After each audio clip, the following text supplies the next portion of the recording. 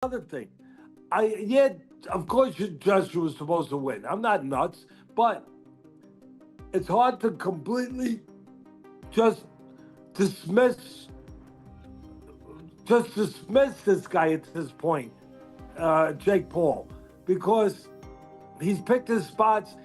He has been awfully smart. Just true. It's business, more money. Only this. I think the chances of Jake Paul beating Anthony Joshua, I don't know. He's got a very, very low chance. I can't see any way that Jake Paul can win a boxing match with 10, 12-ounce gloves on with Anthony Joshua. Teddy Atlas delivers a surprisingly balanced take on the upcoming Jake Paul versus Anthony Joshua showdown. While he admits that Joshua should dominate based on size, experience, and technical skill, he warns fans not to overlook Jake Paul entirely. According to Atlas, Jake has become smarter, more disciplined, and far more polished than his early boxing days. He now knows how to handle pressure, use his speed, and stay composed under fire. Atlas concludes that although Joshua remains the clear favorite, Jake's chances of scoring an upset are real enough to make this matchup far more intriguing than most people expect. He's picked his spots. He has been awfully smart, and I don't know that he would make that huge a mistake, which it seems like he did. But I am not counting him out. I'm not, because everything I laid out there. Alexander Usyk weighs in on the Jake Paul versus Anthony Joshua fight with both honesty and insight. He acknowledges that if Joshua chooses to turn up the intensity, he has the power and ability to seriously hurt Jake Paul. But Usyk also stresses that this fight is primarily a business move, more entertainment than pure sport, and shouldn't be overanalyzed from a competitive standpoint. He confirms that Joshua has been preparing with members of Usyk's own training team, gaining valuable guidance ahead of the event. On a personal level, Usyk refers to Joshua as "my brother," highlighting their deep respect and camaraderie. To him, the matchup is less about rivalry and more about financial opportunity. Anthony killed this guy. Listen, a lot of questions, blah blah blah. Only one my answer. Anthony Joshua is Olympic champion. First. Jack Paul, it's it's a sportsman, YouTuber, showman. Rolls Royce, Fiat. Listen, it's true. Yeah, I'm not. Типа я не обзываюсь. I have nothing bad in mind. Yeah. It's just true. It's business, more money. Only this. So we need to pray for Jake Paul. Yes. I will pray Jake Paul because I want fight with Jake Paul in octagon. Yeah. Do you think that Joshua should be fighting Tyson Fury next year? I want this fight. Yeah, as I want this fight. Listen, if I do, I very як буду сприяти.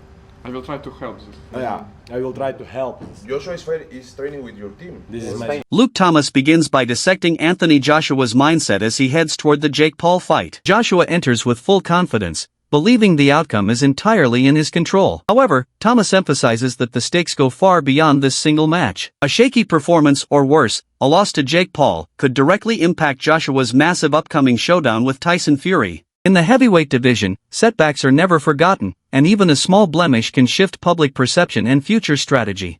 Thomas notes that Joshua understands the pressure he's under. He must win convincingly, protect his momentum, and maintain his credibility as an elite contender. Every training session now carries the weight of 2 fights, not one. Paul were to win, let's talk about this. So if Anthony smashes him very quickly, that's the end of Jake Paul, or at least it seems like a big part of the Jake Paul experiment goes.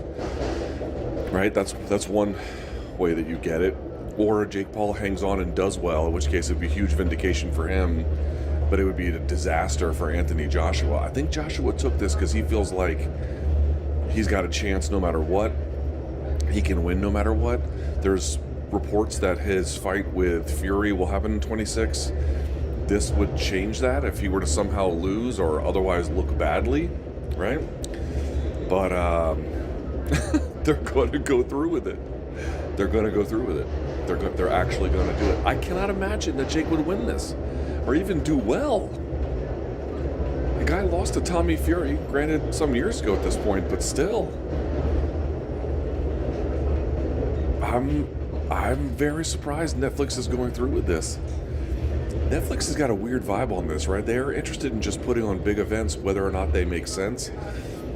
I'm not sure what that does for their business. I'm not sure what that does for the boxing business. On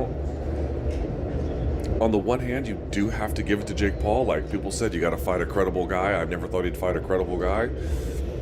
He's fighting a credible guy. That's definitely real. But it's like, it's so credible that it feels like it could be ruinous no matter the result, like no matter who gets it. And that is strange. That is very, very strange. I mean, to go from Mike Tyson at nearly 60 to Gervonta, who's 5'6", to now Anthony Joshua, who's 6'6", it just, I felt like his whole game and his whole shtick was predicated on. Boxing analyst Liam Goff raises a major concern regarding Joshua's conditioning. He points out that Joshua has entered recent fights weighing around 265 pounds, but for the Jake Paul matchup, he'll need to shed nearly 20 pounds in a single month. Goff warns that cutting that much weight that quickly is risky for any athlete, especially one at Joshua's age and size. Rapid weight loss can drain energy, reduce stamina, and even weaken punch resistance.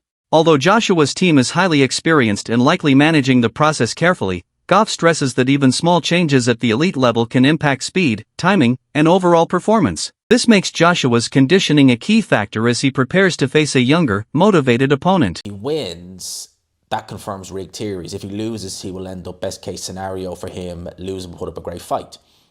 But Joshua's weight has weighed more than 250 pounds in each of his last 5 fights. But it is believed that right now he is approximately 265 pounds when he took the fight, requiring him to drop 20 pounds for this fight in the space of a month. Now, you got to bear in mind, right, that's an awful lot of weight for someone to lose who's never actually had to make weight. And for someone like Anthony Joshua, who is never normally out of shape. I mean, he's never out of shape. So when Anthony Joshua's weighing 265 pounds, you're not imagining that he's, fleshy or anything like that. You're imagining that he's solid 265. How in God's name at 36 years old, in the space of a month, are you just going to chuck 20 pounds off you and not have that make an impact? It definitely will. He has not fought more than a year since his knockout loss to Daniel Dubois in September 2024, but Hearn is confident his boxer will make the weight class. There is no weight class, Daily Mail. It's not a weight class, it's a contracted weight. I spoke to Joshua, he was sitting at 265 or something. I told Nikita he was like 290 or something like that. He told BBC 5 Live. I said I'm not interested in balloon gloves, 2-minute rounds, but he did say it was a real fight. I asked him if it was a 10 or an 8-rounder. They said fine to an 8-rounder. They said the only thing is that Jake would be about 220 and they want Joshua to come down in weight. He's a heavyweight. He's not cut weight before, they said. Look, we're not being funny and it's not that we need an advantage. Well, you obviously do. But we need you to have some disadvantages. So that's an advantage. It's like Eddie Hearn saying, well, Chris Eubank Jr. wasn't disadvantaged by the rehydration clause. Many fans and media outlets treat this fight as entertainment or spectacle. Experts watching closely see something very different. Analysts reviewing Joshua's training footage note a fighter fully locked in, focused, intense, and treating every drill with purpose. There is no hint that Joshua is taking this lightly or relying on the idea of an easy payday. His sparring, footwork, and training rhythm reflect a man preparing for real danger, not a staged event. Despite Jake Paul's claims that Joshua may be vulnerable or chinny, Joshua is operating with the mindset of a seasoned professional who expects genuine resistance. The contrast between public perception and insider observation adds another layer of intrigue to the matchup.